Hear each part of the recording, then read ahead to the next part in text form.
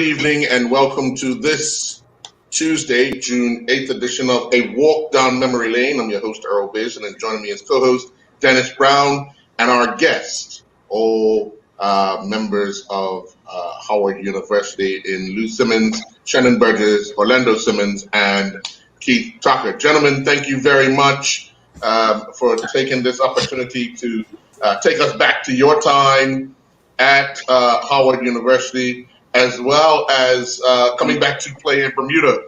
I know Dennis has a lot of fond memories of you guys, especially Keith and Orlando, coming back and taking on Somerset as a youngster. But Keith, give us a little brief history of your time at Howard University. Brief? That's 27 years. You can take 7 minutes then. Okay. Well, first thing I'd like to do is thank Donnie Simmons and Mr. Stan Smith. Those are guys that got me off of the island. And Johnny Newsom, who said, "Go check those two guys out. They can open a path for you." So I got there in 1975, and I stopped off in New York, and I wasn't able to get used to that atmosphere up there. It's too much for me. I'm a Somerset guy. It's got to be under control. New York was out of control back in those days. But when I got to Howard was in the national championship in '74. So in '75, they lost about 6 players. So I had to wait my turn, and whoever was hurt or not feeling well, I went on the field and played their position. And that was the start of me learning all about soccer, about how to play the game in each position. And you don't go to the game feeling like, hey, it's about me. Because every minute, if I stayed on the field for about 20 minutes and came off, somebody got hurt, I had to get up and go back on the field. So it was a treat, and it helped me to understand the game of soccer. Orlando, let me come to you. Okay. How and why did you pick Howard? Well, I was an academic in school, and of course I wanted to go away to college. I had a sister at Howard and one at University of Maryland, College Park at the time. So I chose Howard, and I didn't intend to play football my first year, because at the time when I left, I was playing for Centaurs, and I had been picked to train with the national squad. Anyway, so my second day on campus, standing in line, Randy Horton comes walking by, standing behind my sister, Jennifer, getting ready to register for classes. Randy Horton comes walking across. He was my former gym teacher at Berkeley, and he grabbed me by the arm and says, "Lando, what you doing up here?" I said, "What you mean, Mr. Horton? I'm good. I'm going to go to school. What you think?" He says, "What, you playing football?" I said, "No." Now, in the back of my mind, I remember I told my father I wasn't going to participate in any sports because I was into track and field and football, and my old man told me just go up and concentrate on academics. Anyway, I said, "Well, Miss Horton, I hadn't intended on playing the football." He says, "You're on, huh?" But Randy Horton grabbed me by my arm, dragged me out of the line, and dragged me right into the football coach's office, Nico Phillips. And Phillips signed me up on the spot, gave me a scholarship, and took it from there. I didn't play my freshman year. I came down with a hard murmur, and I played every year after that. Except for 3 of the 4 years I played. Okay. And Lou, how did you end up at Howard? My path was different. I mean, in '77, believe it or not, that's when I went off to my university. And interestingly, Howard was one of the schools that I had applied. And, I was waiting for them to respond. And I had applied to a number of schools. And my mindset was just to get off the island. Whoever responds the quickest and with the most money, I'm going. And so I ended up going to Plymouth State, University of New Hampshire. And the moment after I got there, Howard responded, and it was I said, well, I missed that opportunity. But I ended up going to Howard. It was always a focus of mine for some of the same reasons that Keith and Orlando spoke to. I mean, I was influenced probably more so by Stanfield Smith and Donnie Simmons and those guys when they were there. And I always said to myself, well, I'm going to go Howard. And, I had other motives too, because it was Chocolate City. So, it was Chocolate City. And guys like Orlando and Keith always told me they got pretty girls up there. So I said, I'm like, Yeah, Keith told you that. I never said anything about that. disclaimer already. A disclaimer. I'm going to let it all out tonight. And what Keith about was my model. Keith was my model back there. I had to follow Keith's footsteps. I'm kind of worried about where this conversation is going to head. You best have my back, boy. In my final year of high school, they had just started the annual East-West All-Star match, whereby coaches came down to scout. And I remember this vividly because Mr. Tucker actually visited Worksat to watch the training session the night before the game. Of the West All-Stars, and Mr. Earl Hart, may he rest in peace, must have been speaking with Keith because Keith actually had no idea who I was, and talent out there that you might be interested in, and Keith somehow looked at the super and said, I'm got my eye on the super, and then Mr. Hart said, I'm glad you have selected him or shown interest because of his talent, because he's actually your first cousin.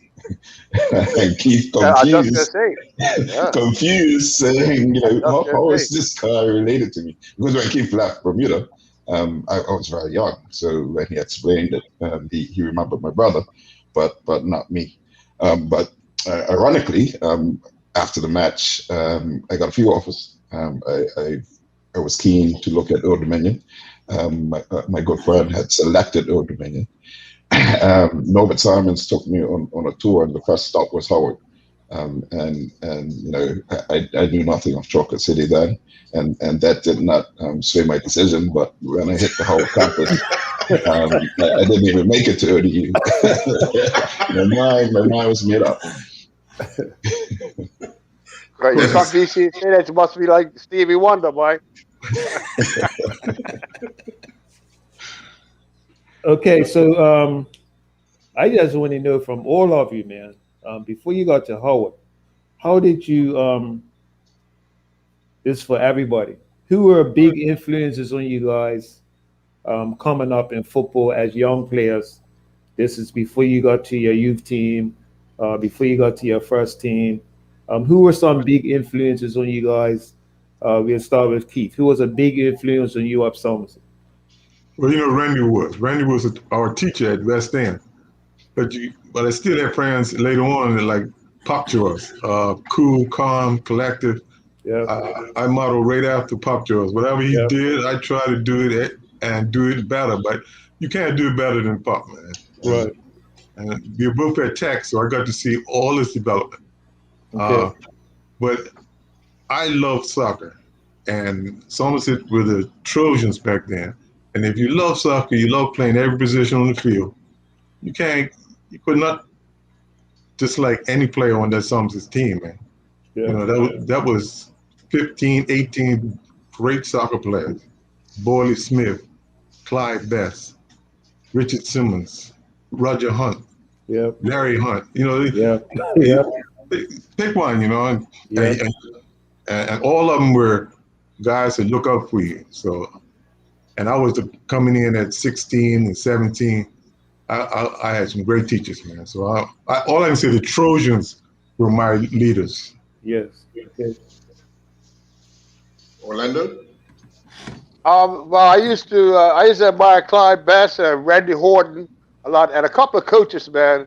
I had Roddy Burchell and Pepe and things like that. But I wasn't really too in tune with a lot of players back there. More PAC players, like guys used to take me under me when I was playing for PAC juniors, like Neil Simons and there are guys I played with up there, like Dale Russell and Frankie Frederick, my next door neighbor, Flacky Wilkins.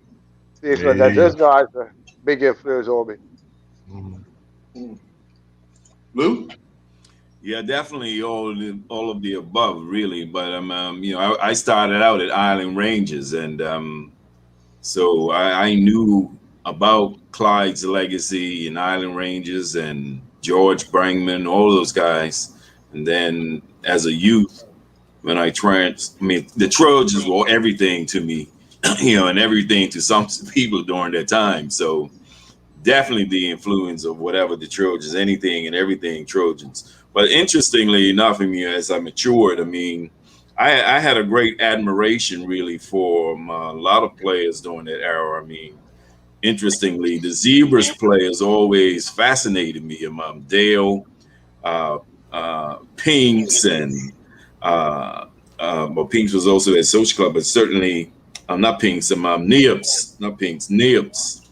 Was always fascinating me, and just the Zebras alone during their time. They were always an inspiration, and also Devonshire Coats. Mainly because believe me, one of the first games for me was when the big fight down Devonshire Rack.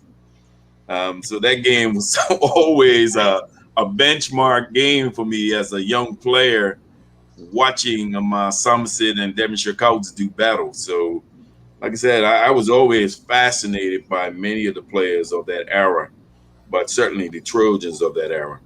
Reggie Tucker, all of them. Miners. Yeah.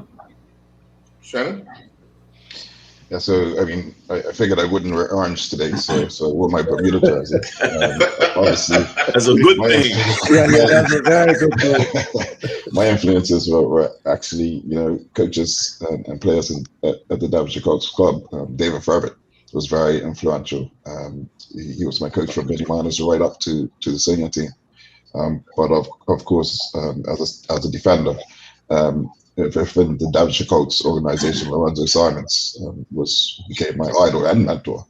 But I also spent quite a bit of time in Somerset with my cousins, Paul and Kevin Joe, and oftentimes I would spend the weekend. And so I had the opportunity to see Dennis at Somerset. Saturday night games of Somerset was always a fantastic experience. So as a defender, Dennis Brown was another one that I looked up to. Yeah. Shannon, I'm going to start with you. We're going to go a little in reverse. When you first arrived at Howard, or you decided Howard was going to be the destination, what were some of the things expressed to you about the legacy that this school held at the time and continues to hold? Yeah, Howard is rich in history. As a historically Black university, it actually gives you a foundation for life lessons, and that's one thing that I took away from Howard.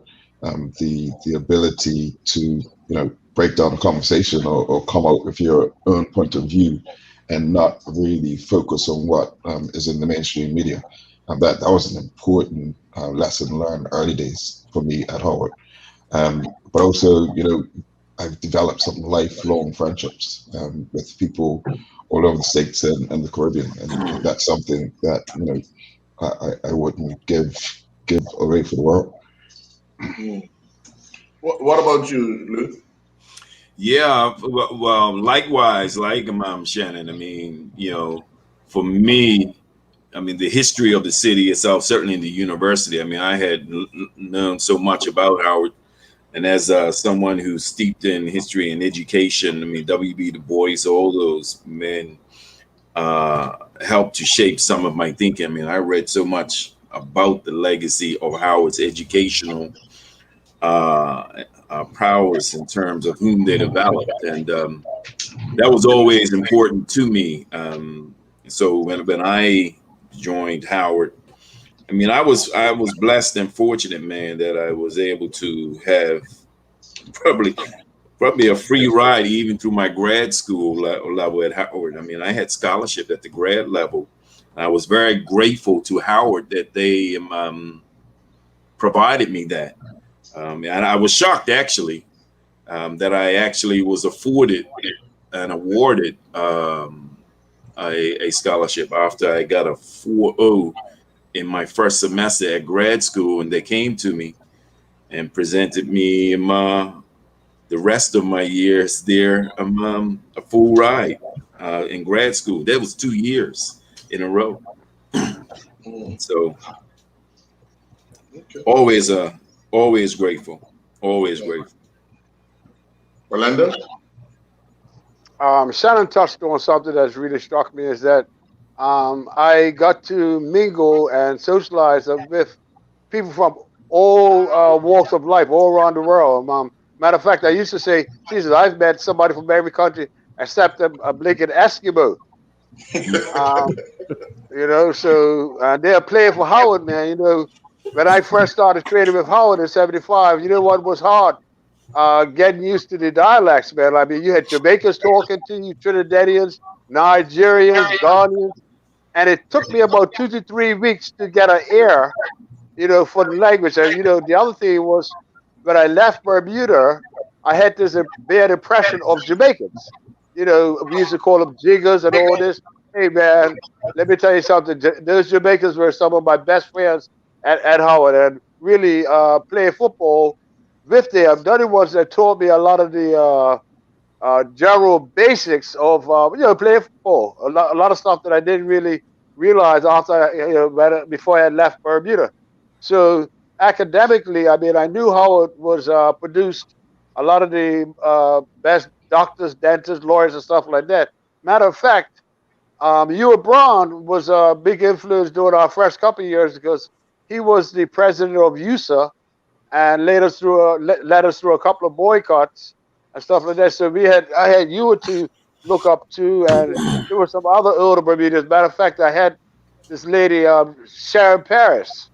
Sharon Paris, I don't think she teaches anymore in Bermuda. No. But Sharon taught me at West Pembroke.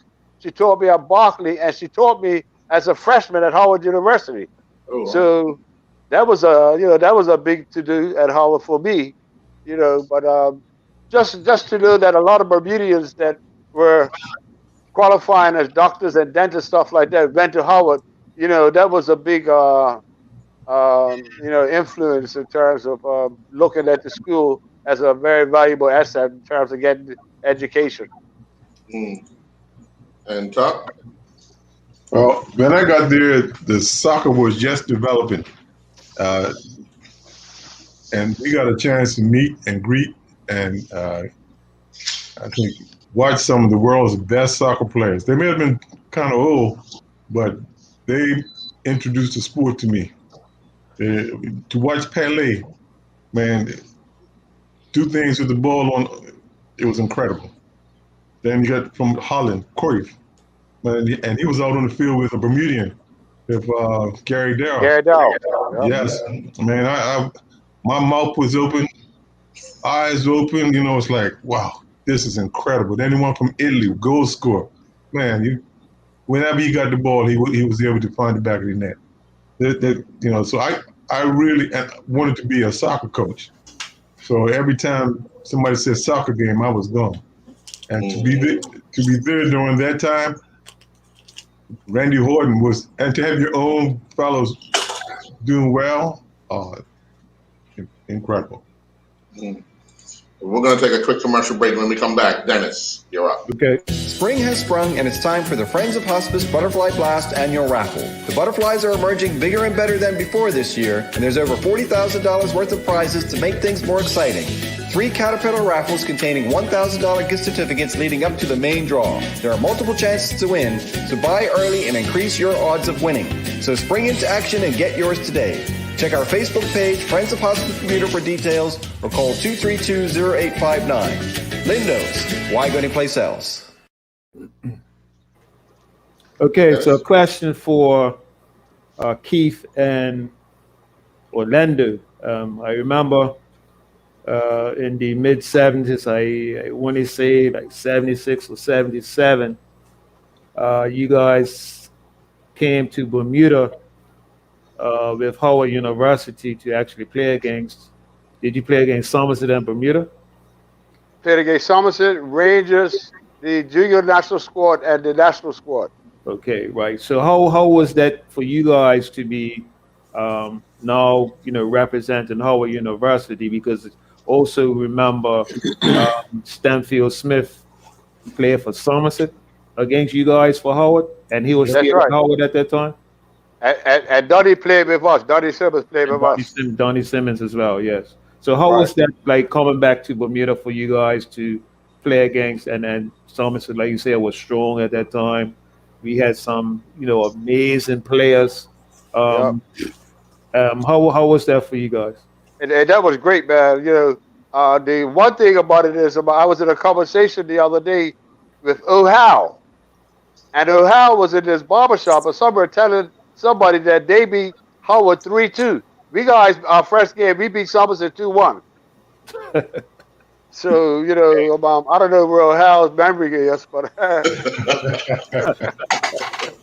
was talking about in 81. In 81, when we came to DC. Yeah, we went DC in 81. We beat Howard on the dirt track. Oh, okay. Yeah, that's what Earl was talking about. Well, right. When they came to Bermuda. Yeah, I always tease O'Howe because I've still got her problems. All those years I played with extras, and I was playing center back stuff. It's constantly shouting at me, man. Reminds me, keep talking about I played for Howard. Keep always used to shout at me, man. And then I had to bear up with him when I went home because we stayed in the same complex, and always time to Simmons, you ain't listening. Let's not go to B Street. No, let's not go to B Street. All right. Hey, but I will tell you one thing. When we played against the junior national squad, I think it was the second game, Pee Wee Crocker was a linesman, and the score ended up 0-0.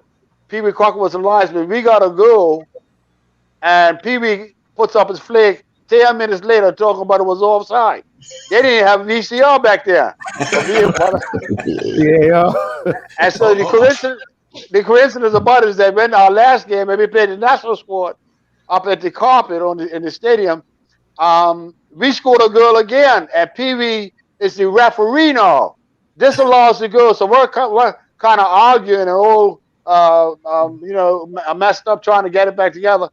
And the national squad puts the ball on real quick and scores on us. And Pee Wee allows the goal.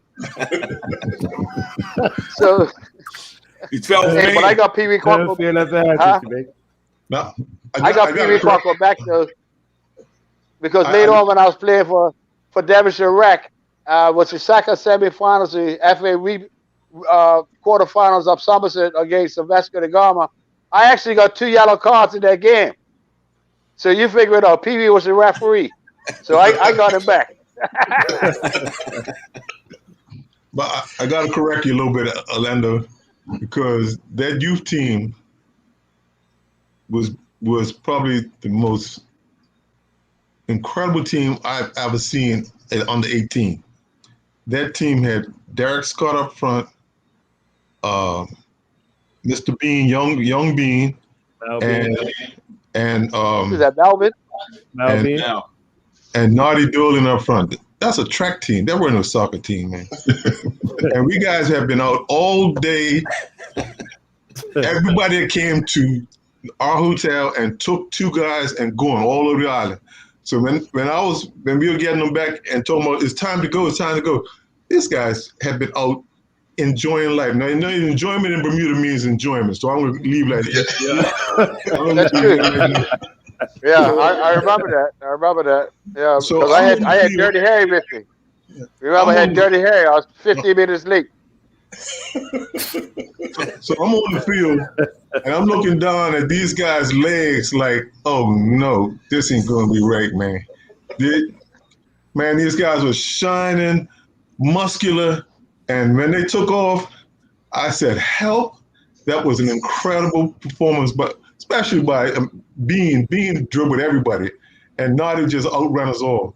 And the score was 2-1, but that game was a great game. Now for the Summers, we taught them a lesson up on our own field. I must admit. Yeah. Bum LaBelle was running at us from the start of the game to the end of the game, and all we did was say drop, and he was running, and everybody dropped, catching on the chest and move on. I said, we're looking good, fellas. Let's keep it just like that. But no, it was an exciting experience. I mean, to play against Somerset, the youth team, and then the under 21 squad was made up of guys that I grew up with, and one of them was Edgar Smith. And man, Dilly Dick. Yeah, Dilly was on the field, and we have a tradition, Dilly Dick. I'm gonna kick him, and he's gonna kick me some way, okay? And from high, because he was up Somerset all summer for years, so we treated each other like that. And after game, well, maybe he played against Raiders. Dilly Dick played for them. I didn't even know about Range. I can't remember that one there. But if you can do it, but Dilly was, but that whole team was full of guys that I played against all my life, man. And I enjoyed that experience. Yeah. Right. Well, I'll tell you one thing. I was telling Dennis Brown the other day, or something that happened in the first game. Somerset had a free kick just outside our 18-yard box, and I remember standing in the wall. Keith was standing there with me, and we guys were trying to figure out what to protect because Clyde Best was taking the kick. Anyway, all I remember is that when Clyde took the kick, man, I closed my eyes, and when I turned around, the ball tore the net and ended up in the garden on the northern side behind Somerset Cricket Club field. The ball went right through the net and tore the net. That's how hard Clyde Best hit that ball. I'll never forget that. Yeah. Tuck mentioned names earlier of players, quality players, and that he was in awe of. And each of you would have had somebody in the team that you played with or played against during your time at Howard. Let's go through some of those players that you had the enjoyment of actually teaming up with during your time at Howard. Shannon, we'll start with you. Sure. So I'll tell you a story. I when I arrived at Howard as a freshman, obviously, full of confidence, but still in awe about the fact that I'm about to embark upon this journey. Unknown, quality Caribbean players. I approached the Bird Gymnasium and saw a player outside of the gymnasium juggling the ball. And so, obviously you compare your skills to another player when they're juggling, right? And so I look, and he's keeping up the ball pretty comfortably, but, not tight as Lorenzo would have taught me to keep it under the knee. You're not moving side to side. And so, felt the confidence grew. So, okay, I can handle this guy. Then Coach Landy comes outside and introduces me to Shaka Hislop, the goalkeeper. So automatically I'm thinking, okay, the goalkeeper can juggle like this. Maybe I'm in a little bit of trouble here. But Shaka, absolutely. Shaka was a phenomenal player. And we realized it early. He was in his senior year when I was in my freshman year. And the entire nation was in awe of his ability. So there was no question that he would go and achieve success. And he's had a successful career in the EPL and even with the Trinidad national team. His brother was also a good player, Conan. Unfortunately, he in his senior year had a nasty leg injury. But these two gentlemen, I've formed lifelong friendships with. I see them often as I travel. Turn TV on. And we reminisce. So on TV. We had an opportunity to play with various fabulous players across the region, but obviously Shaka stands out. And what about you, Lou? Well, for me, certainly Lincoln Petty was a favorite of mine. And when I went to Howard, it was Shaka. Whenever Howard played, I really went to watch Shaka play. As a goalkeeper, I wanted, I was always doing that. I had finished basically playing to some degree, but I enjoyed, just studying and watching Shaka play. And you always knew that he was going to go to the heights that he rose to. So it was always an inspiration. But my other favorite was Lincoln Petty. Yeah. Orlando? Well, when I started playing for Howard, matter of fact, most of Howard's players were all from the national squad teams, right? So we ended up playing with 4 or 5 Jamaicans that were in Bermuda that played in, 1973, I think, when they visited playing for the national squad. So guys like Mario McLennan, Keith Barnaby, the Davy brothers. Matter of fact, one of the Davy brothers, Richard Davy, is still the all-time leading goal scorer for Jamaican high schools. And then we had 7 of the best Nigerians. I mean, these Nigerians, man. I mean, if you weren't paying attention just to play with them, you end up, catching yourself daydreaming watching them. These guys like Sunday is the Big E, Dominic Izziani, Samwa Muwa. I mean, these guys were like, fantastic players, man, unbelievable. And we had one guardian, this guy Sam Aqua. He was only about 3'2", but he could out jump a 6'5" guy handling the ball. You used to do flips and all that stuff. But these guys were so skilled. But guys like Alvin Henderson, Ian Bain, these were Trinidadians that had played with Donny and Stan. And from my freshman year, they saw me play. These guys took me aside and showed me different things, like especially how to mark a player, and and how to read the game, things like that. The Jamaicans taught me how to tackle without letting somebody slip the ball through your legs, because Jamaicans, if somebody slips the ball through your legs, they say salad, and that's the fact they say sell out, man. And if the Jamaicans are in the stands and somebody does that to you, it's total embarrassment. Basically, yeah. So these guys, these national squad players, they basically instilled in me how to tackle so hard. So eventually, I got a nickname. They used to call me the henchman.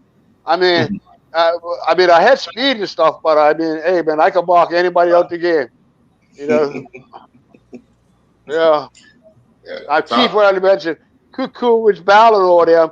I marked them boys out those games, but those guys couldn't get away from me. Could have got away from you, Doc, but they couldn't get away from me.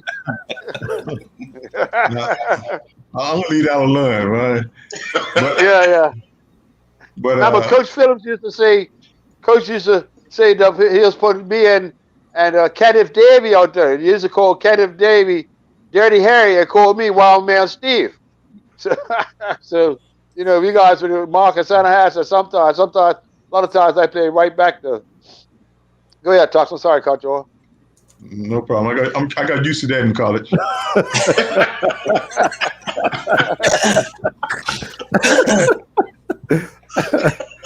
Now, Lou, you missed out on a 1977 being at Howard, man, because we had an awesome team. We were 14-1-1, and the guy up front was Nigeria's national team, Olympic national team player. Incredible, Sylvanus Iriaki. Man, Sylvanus Iriaki, unbelievable.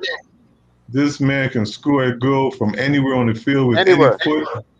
He can run fast to the ball. He can go whatever Pele can do with the ball. He has done it. It got to a point where I got a chance to play 3/4 of the season up front with him, and he asked me, "Tuck, score some goals." I said, "Why?" I was enjoying myself watching Pele. Every time he got the ball, I gave it to him, and I stopped running, man, just to see what he would do with the ball. And it was incredible, man. And he scored from outside the box with thunder shots. And his career didn't last long because he went back there and the ASL folded. So he went play, indoor soccer? Yeah. Right. And he was kicked every minute in the game. He played for Chicago. I remember he was 5 years. He was 5 years older than me, guys. Yes. I can't. Yeah, oldest Nigerians are much older than us. Yeah, I know you won't. Well, you're much older than me too, Tux, man. You only got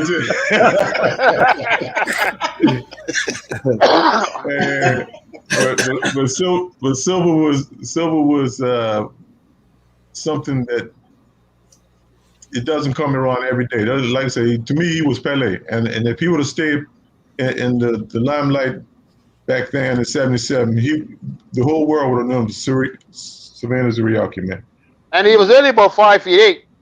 He wear that tall. Oh, he was powerful, fast, incredible. Right. But we're going to take another commercial break. We'll be right back with more of the Howard guys on A Walk Down Memory Lane. We'll be right back. We're welcoming back the often featured Whole Food veterans Bragg Live Food Products, renowned for their live probiotic organic raw cider vinegar and savory seasonings. Paul Bragg is the man behind the products that has originated health food stores, restaurants, and spas, and promoted nutrition education through the media, helping lay the foundation for the enlightened way we make healthful choices when we shop for and prepare food. This month we're featuring Bragg Organic Raw and Unfiltered Apple Cider Vinegar and Organic Extra Virgin Olive Oil. Lindo's, why go anyplace else? Dennis, you have another question? Yes. So for everybody, when you first went to college, to Howard, and Lou was to Plymouth State, what did you notice was the difference between playing in Bermuda and playing at the college level? What was the difference? Unlimited substitution. I'll tell you, it was a sobering reality and experience, because you leave your country, you're somebody. And you arrive at college, ain't nobody know you. Ain't nobody know you. Nobody knows Lou. And, going there, I mean, you make your name all over again. And, it's a humbling experience, because it's like starting over again. And really, people don't know your skill set, don't know your leadership, none of those things. And for me, as a footballer, and I was there, Steve being Glenn Riley, we all went, well, Steve was ahead of we guys, but Glenn and I started together. But that was a reality. It was a wake-up call that, hey, who you were in Bermuda is not who you are in the United States or in your college team. And we had to really make our names in football again. And that was a real wake-up call, for myself and for Glenn. Orlando? Well, a lot of it was the change in the rules and stuff. Like they had like unlimited substitutions, so you kind of felt like you were in an American football game, and coach could bring you on the field 10 minutes, take you off, bring you back on. So when we played a lot of the bigger white teams, man, these guys are making like, unbelievable substitutions, man. Matter of fact, I remember when we played against Philadelphia Textiles, we played against Dale Russell and Johnny Newsom for 3 years, and I remember one game at Howard, they were just bringing Johnny Newsom on for corners, for corner kicks. And then as soon as the corner kick was over, they'll take him off. So, but interesting that, so the biggest change, I think, was the substitution. And I think our first 2 years, they had 3 referees. You figure that out. And still 2 lines. So I could never figure that out. Yeah. Later on, it changed to 1 referee, but initially, I think in our first couple of years, it was like 2 or 3 referees, man, as well as the 2 linesmen.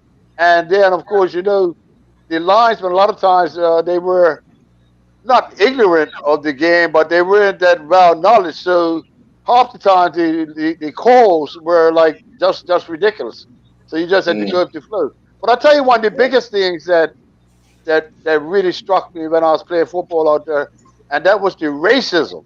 Oh, wow. Yeah. The racism when we played against some of these big white schools. I mean, it was terrible. It was terrible. I remember we went up to Brown University. I'll never forget that. We had to walk through the ice hockey teams and stuff like that, and to get onto the field. The whole during the game, and they spat on us. They called us the L word. Every time I would go on the side to pick up the ball, retrieve it, to throw it in, I was getting spat on, man, ice thrown on me, mud thrown. It was terrible.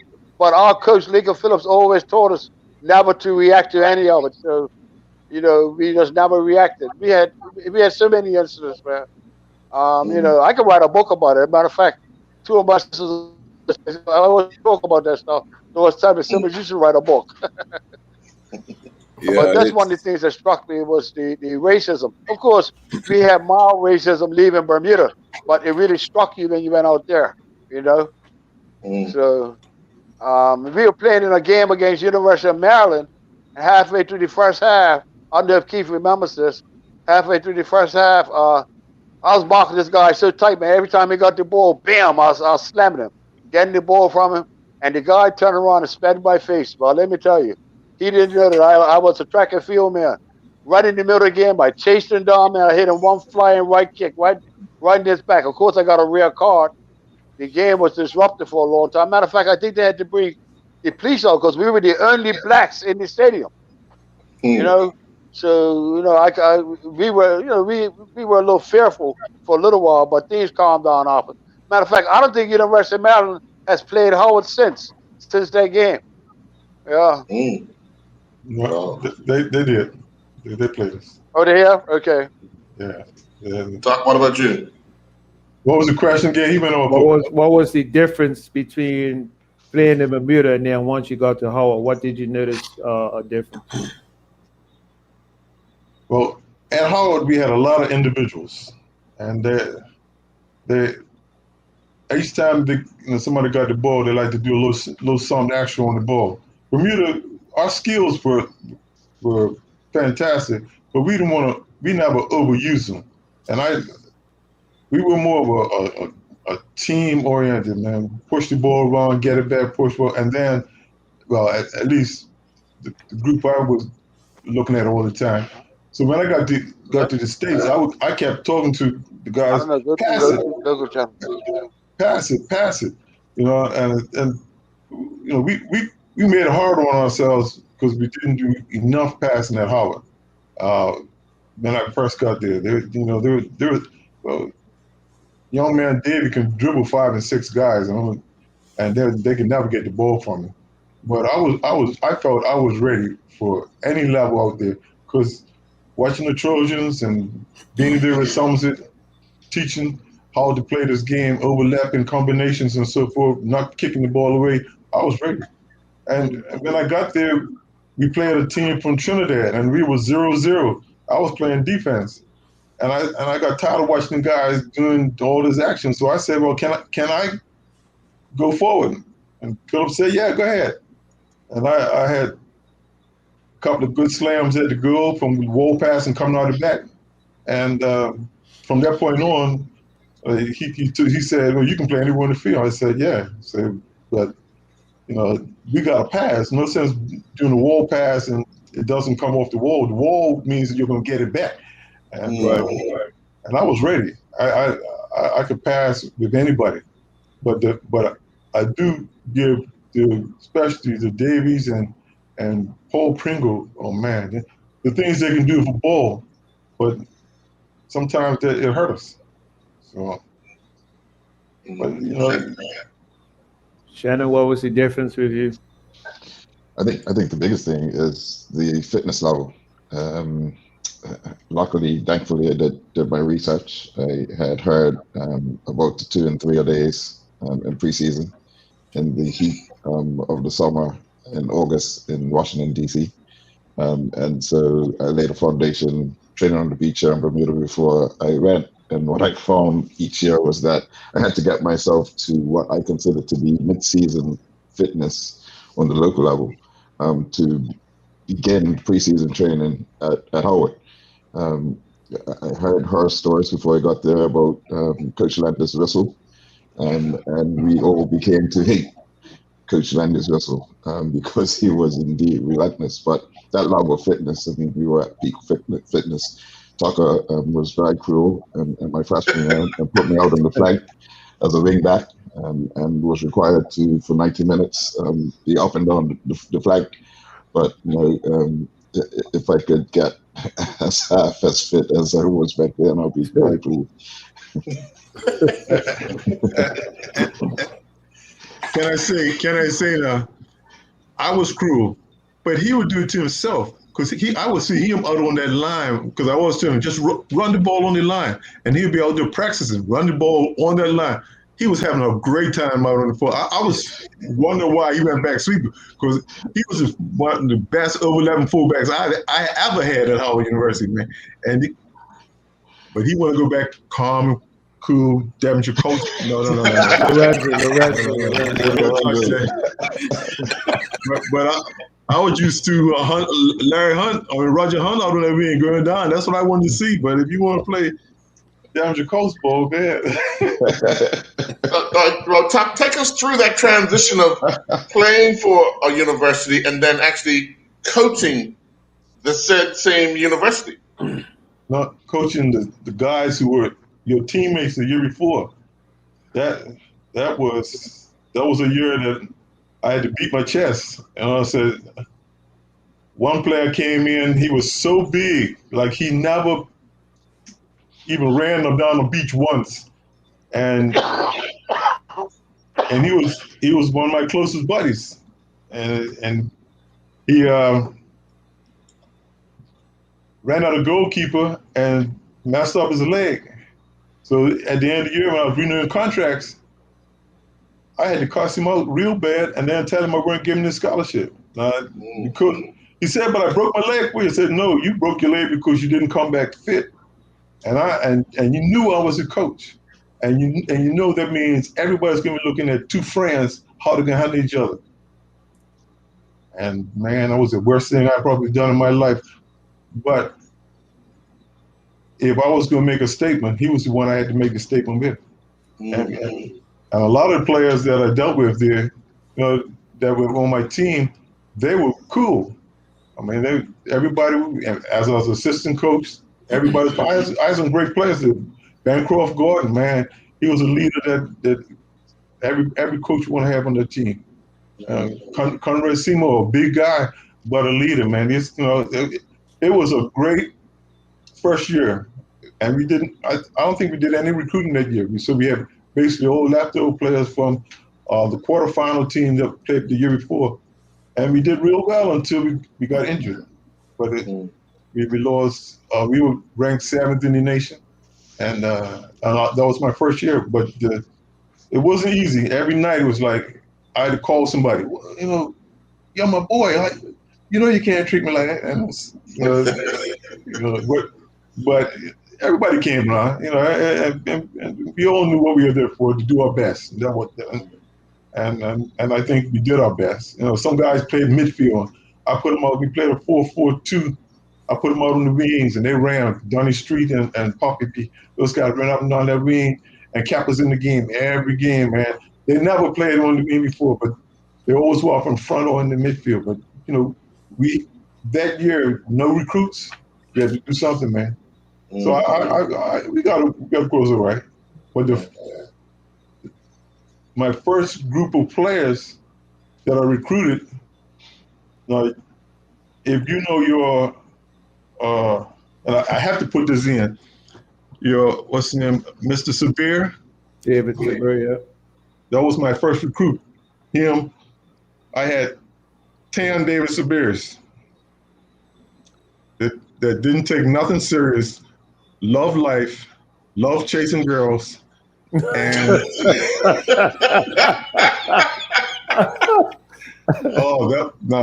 that's a year to talk about, and that group was probably one of my best groups socially that I've ever coached, because we trained, then we came to my office and talked more junk, matured each other, handled each other right, and I think we grew with each other very well.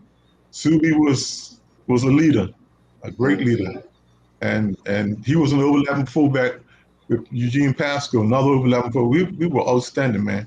But it's not something I recommend to everybody. Going and coaching your buddies, but it was a great time at Howard University, and your cousin who you had to get used to. It was a great time. Shannon, what was talk like as a coach? You can let it out. He's not my coach anymore. It's just Cousin Keith. I had to try and take him from Cousin Keith to Coach Tucker. It's Cousin Keith. No, very, very strict, but fair. Yeah, hey, Shannon, before you answer that, let me just say that Shannon, you mentioned a couple of times Curtis Lendy.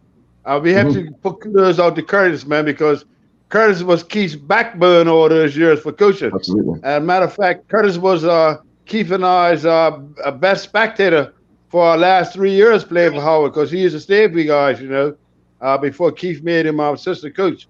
But Curtis had a big impact for Howard's football team during Keith's coaching years. So I just wanted to mention that.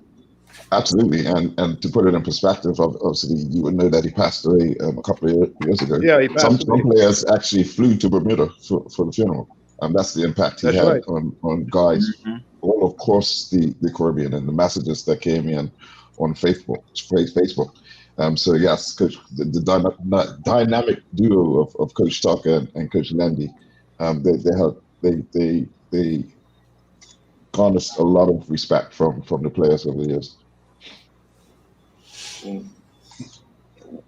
Lou, you would have been around the same time. What was Tuck like? Well, I like to say this here. I always had an admiration for the guys under, and it's a characteristic of Howard, period. But under Keith and Lendy's reign, I always had a deep appreciation for the guys who finished their degree. And it was always something that was, the balance of many of the Howard players. I mean, I had an appreciation for the scholar athlete, and these weren't just good footballers, but these are guys also who understood the value of professionalism in their chosen career fields, and that was always something that stood out for me about Tuck's and Lendy's teams, and like I said, I mean, I always would with Shaka. I mean, Shaka, an engineer. And that always fascinated me. I mean, and him as a scholar athlete, you would even hear of Shaka talk about his time at NASA for a short period of time. But I think it's a hallmark of Keith's legacy at Howard, he and Lendy, in terms of the high percentage of young black men who left there with their college degrees. And they're all established professionally. Yeah, well, you mentioned Lincoln Petty. Oh, like I said, Lincoln Petty, man. Like I said, Lincoln is now Dr. Petty. U.S. What is that? Is he a U.S. senator or something like that? I know he went into politics, but I don't know. Yeah. I don't know if he's still in it or not.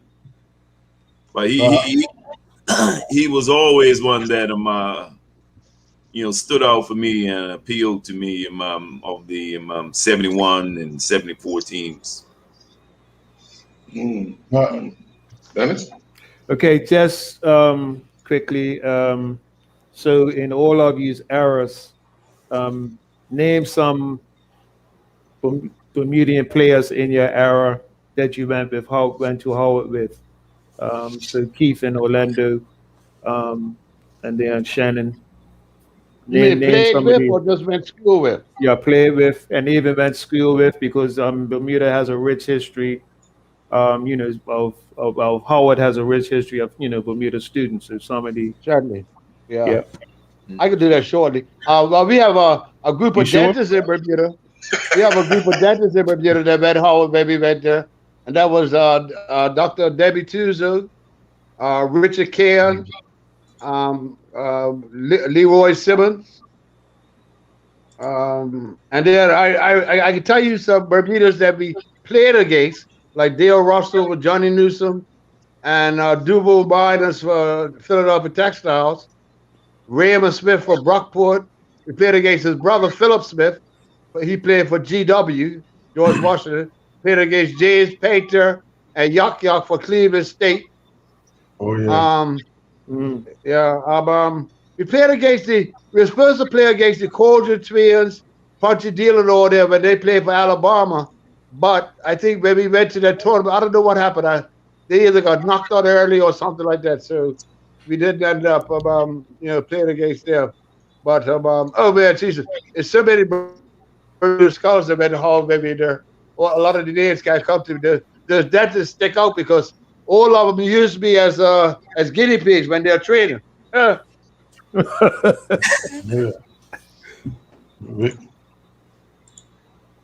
Yeah. Well, we're going to take our last commercial break. We have more when we come back. We'll be right back.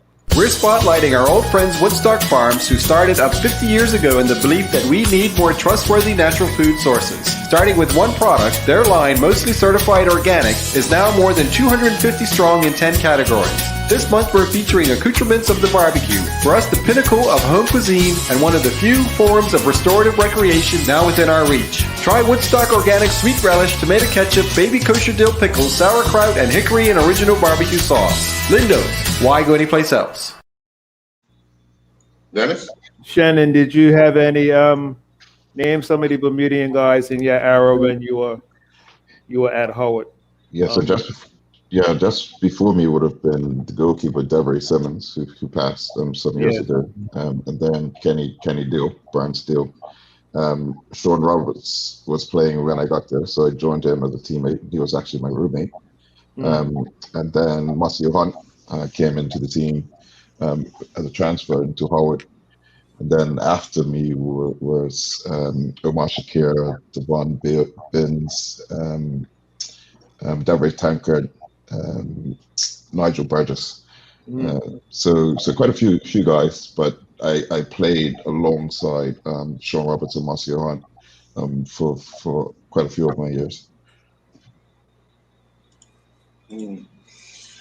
So you guys go to this prestigious school. Obviously, in the back of your mind, you know this school has a reputation and still carries it through today. What was some of the things that Shannon, you mentioned you had to do your homework, about the school and about training and all. What were some of the things that you kind of in the back of your mind said, I'm not sure about. I'm going to the right place to do the right things. I never had that doubt. It was actually a flip scenario whereby while I was there, and perhaps even after, I thought, what if I would have went to another university? Particularly since, Howard had to compete for funds. And so oftentimes when we traveled and saw the facilities of the teams that we played against with the pristine grass and fantastic change rooms, you always wondered what if. But I wouldn't trade the Howard experience for that because of what I've been able to get from the organization, from the university, and once as I said earlier, the lifelong friendships and experiences, I wouldn't trade that at all. As you guys can see, I'm hosting the starting team for Bermuda this evening. In goal is Detroit Bell, Eusebio Blankendow, who is the captain, Zende Furbert, Richard Jones Jr., Razir Smith-Jones, Cole Hall, Willie Clemens, Justin Bow, Taziko Harris, Luke Robinson, and London Steve Jackson. That's the starting lineup for Bermuda later this evening or in about half an hour against Cayman Islands. But we'll continue our walk down memory lane with you gentlemen from Howard University. Orlando, you said you went to Howard on the academic side, and that's what you had spoken to your father about. But what was the conversation when you had to call him to tell him? Well, Randy Horton was the one who pulled me down the hall to go into the coach's office. Well, I think he didn't react to it too badly. I think as soon as I probably mentioned Randy Horton's name, he kind of backed off. But he wasn't too upset. I don't think he was that serious when he actually told me, to forget sports and go away for academics. He took it all in stride. He didn't have a bad reaction. So, you know. And obviously, I mean, I had my you had two sisters. mentioned. I had two sisters on there too. So, you know. Okay. Yeah. You had mentioned you had chosen another school first. You go to the school, you get everything that you need, but Howard's still the school of choice for you. When that door opened, was it like a run through the wall kind of thing to get there? Well, yeah, it was. I mean, I had applied to go to grad school there, and it wasn't any problem getting in. Um, it was just I was just elated to know that I was there. Like I said, I mean, it was always something that was on my college path. So I had always looked to attend Howard at some point. Matter of fact, I almost did my doctorate there, but I changed my mind. Let me just say this here, and everybody who goes Howard will say it. What you get, whatever you get from Howard in terms of your degree, you earned it. And I'm gonna tell you, I earned it. You earned it. If you got your degree, bachelor's, master's, or doctorate at Howard, you earned it. And that's how I felt while I was doing it. But I'm gonna tell you, I was cussing on my way out because you earned it. They let you know that you're not getting out unless you do earn it. I totally agree with that. Yeah. Yeah, the beauty of ain't nobody giving you anything. You negotiate, no A, no B, nothing. You will earn it. That's for sure. The beauty of being a part of the football fraternity is that you leverage the strengths of others. We had some intelligent guys in our team, man, and I was a numbers guy, but I didn't quite like accounting. And I had some guys in the team that are 3.5, 3.75 grade point average that are flying in accounting. So we had our study sessions. If someone needed some help with calculus, I was getting 100% in my calculus exams, and so they knew to lean on me.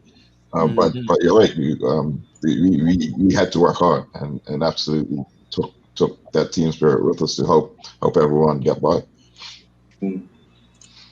Dennis?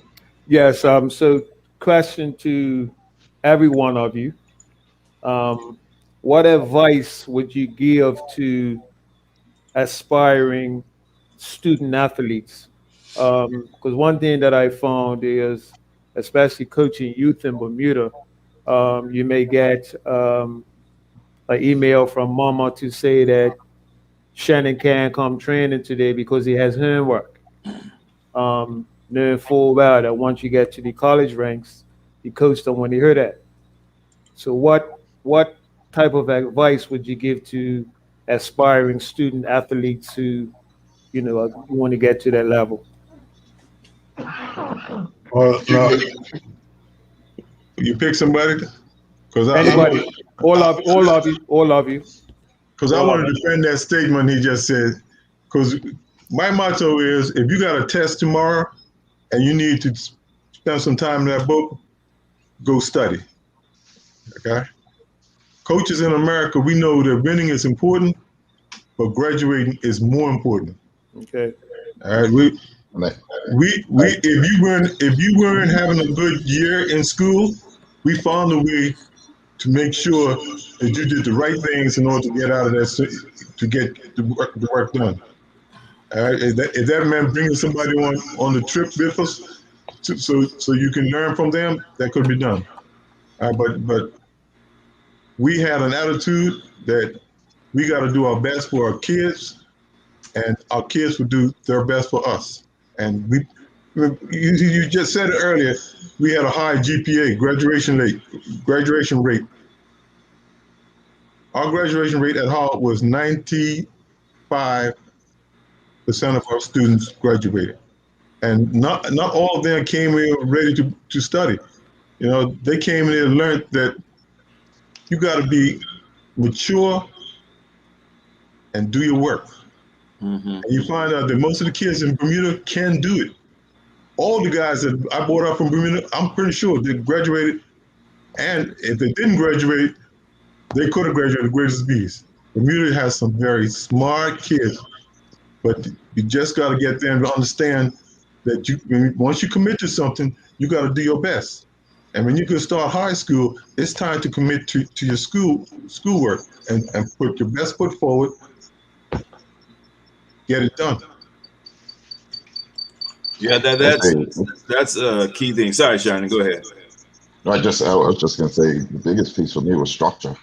So structure and commitment. You know, I carved out times where I knew this is my study period. And as I alluded to before, we actually had study groups amongst the team. And so if I had a question about accounting, I knew the go-to guy during that study group would be, hey, help me with this. But we carved out time.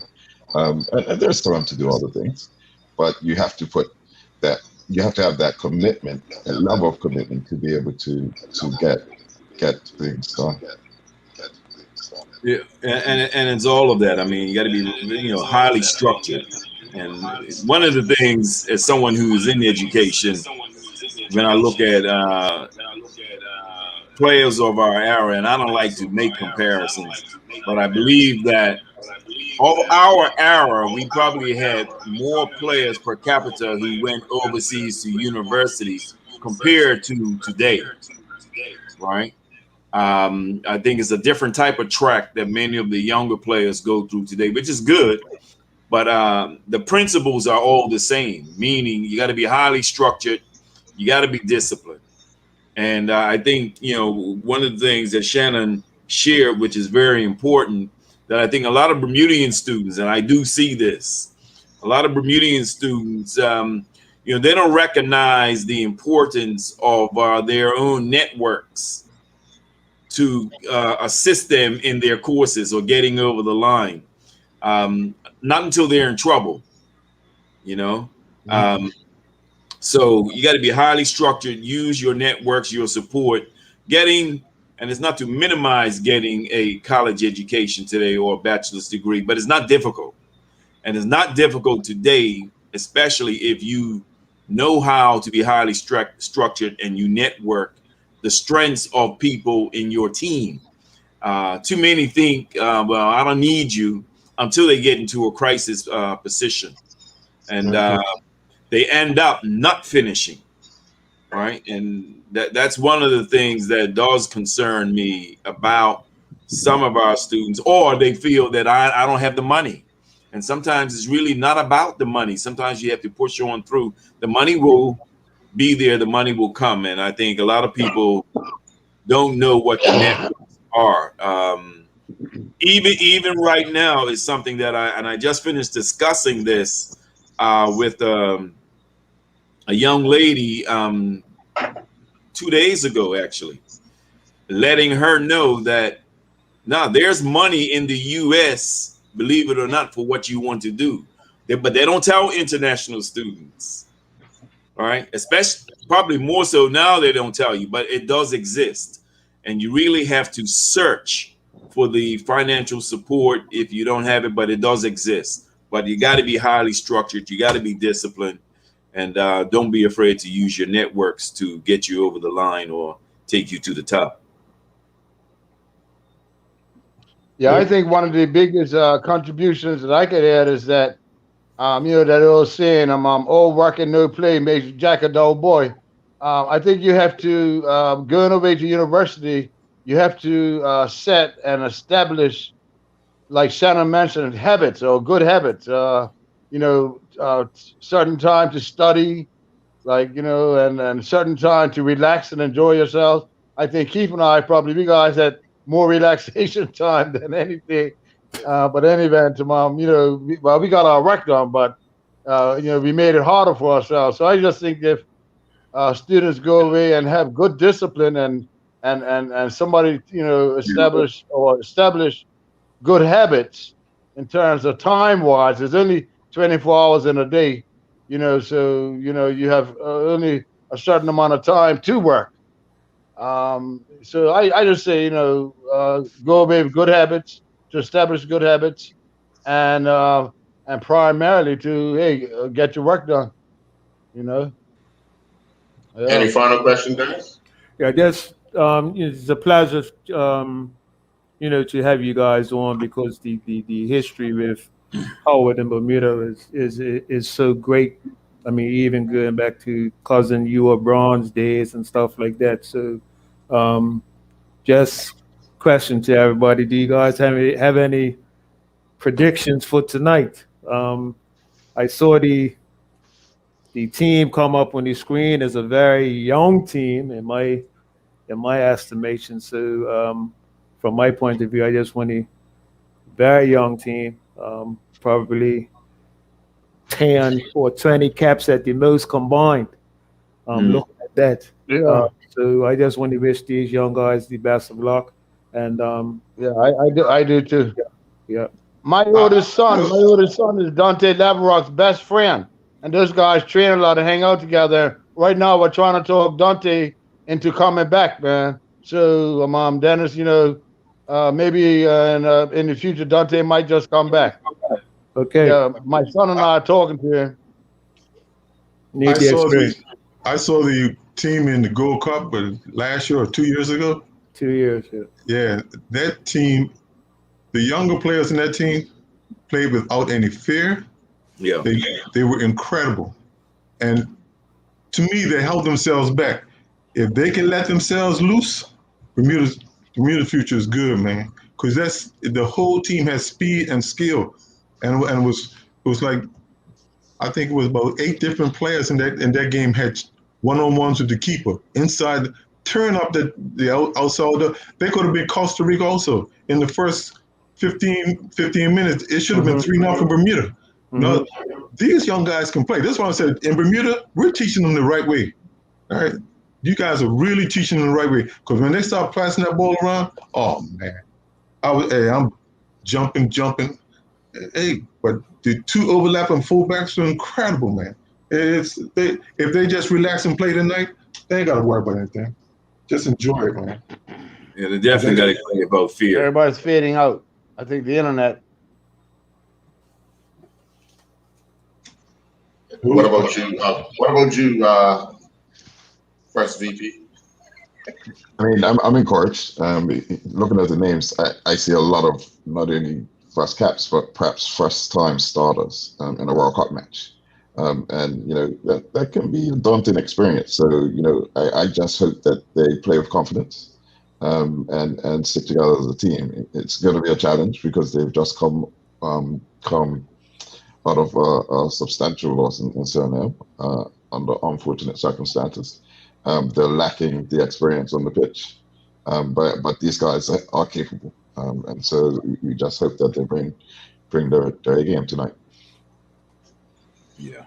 Well, Orlando has dropped out, but I want to thank you, gentlemen, for taking this time out to take us back down memory lane, both at Howard University and in Bermuda as well. And again, from you guys to the national team, we wish you all the best tonight, guys. Do us proud.